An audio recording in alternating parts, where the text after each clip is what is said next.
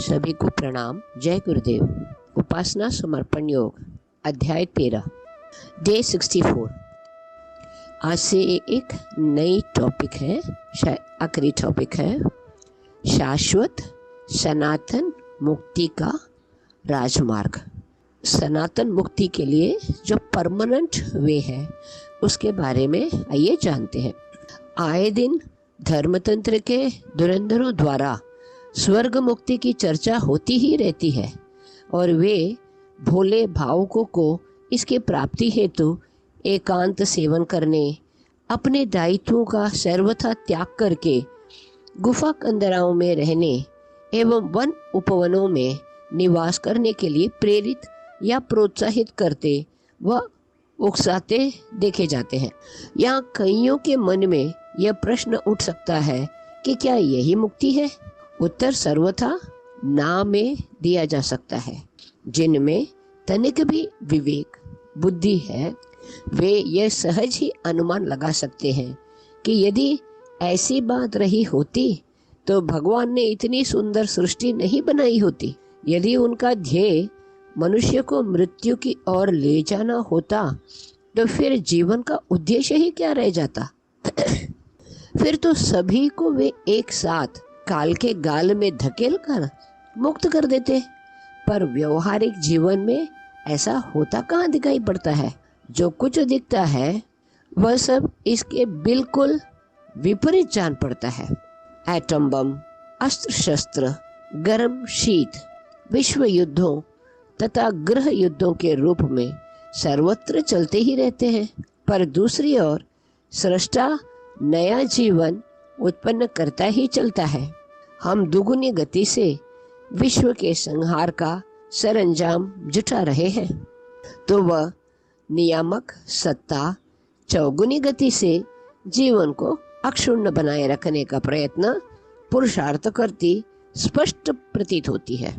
इससे यही विदित होता है कि ईश्वर मृत्यु परांत मोक्ष का पक्षधर नहीं है, वरन वह जीवन में ही मुक्ति जैसी स्थिति उत्पन्न करना चाहता है।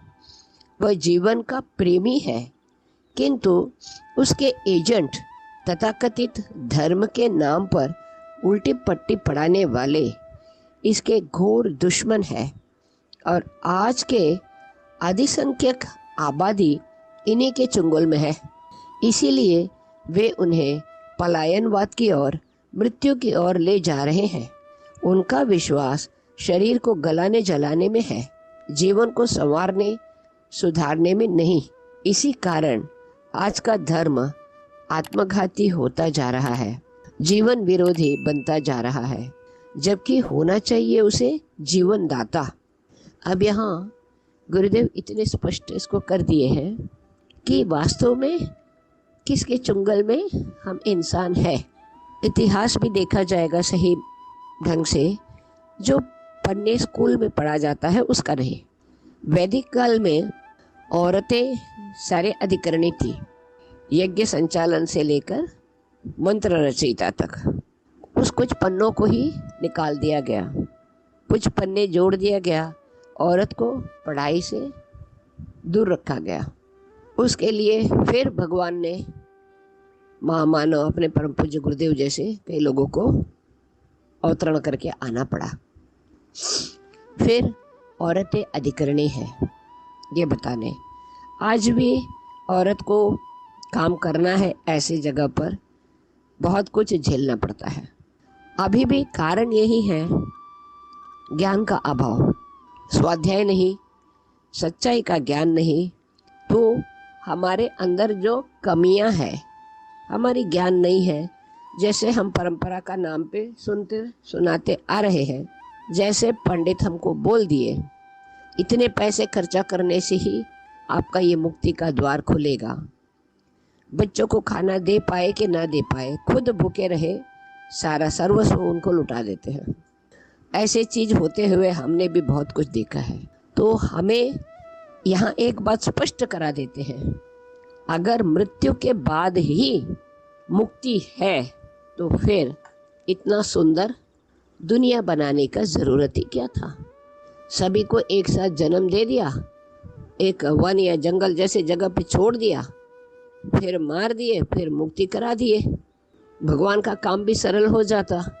क्या यही उनका उद्देश्य था? तो हम ये कब समझेंगे? वेदों में तो 4 वर्ण कर दिए हैं, जैसे जिसके काम उसके अनुसार। उसके साथ साथ 4 आश्रम बना दिए, ब्रह्मचर्य आश्रम, गृहस्थ आश्रम। हमारे वर्ण के अनुसार जो आश्रम में है वहाँ से आगे बढ़ते जाना, गृहस्थ में रहते हुए परहित के लिए करना। गृहस्थ में रहते हुए क्यों? गृहस्थ एक ऐसा आश्रम है जहाँ पर मोह माया का जाल बहुत रहता है। मेरे बच्चे, मेरे पति, मेरे ससुराल के लोग, मेरे मायके के लोग, मेरा भाई, मेरा बहन, इस तरह के एक जंजाल में फंसने वाले वही एक आश्रम है। तो फिर क्यों वानप्रस्थ उसके बाद रखा? ताकि धीरे धीरे इस मोह से हटने के लिए। तो अगर हम गृहस्थ में रहते हुए परहित के लिए दौड़ने लगते हैं, धीरे धीरे लगता है कि मेरे घर का जो दुख है वो कई गुना कम है जब सामने वाले को देखते हैं। ये एक जीवनचर्या है, ये बदल जाएगा, हम इसको बदल सकते हैं। इस विषय पर हमारी चिंतन हो जाती है। तो इसीलिए गृहस्थ में रहते हुए धीरे धीरे समाज का हित करते हुए आगे बढ़ना और वानप्रस्थ को अपनाना। 50 साल के बाद हमारे आश्रम में डायरेक्ट संन्यास भी नहीं बोले हैं।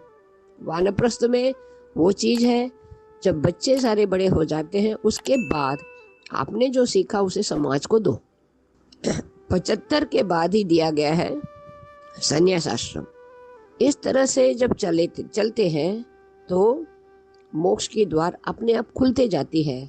तो इस अद्भुत सृष्टि के जो गूढ़ रहस्य है यही है। इस पंक्ति में जो गुरुदेव बोले हैं यही है। इसे अच्छी तरह चिंतन मनन करें और अपने आप को उस गृहस्थ में रहते हुए वानप्रस्थ की ओर आगे, परहित की ओर आगे बढ़े। और आइए इसके लिए उपयुक्त शक्ति, समय, साधन हमें माँ भगवती दे। इस प्रार्थना के साथ आज का स्वाध्याय को विराम देते हैं।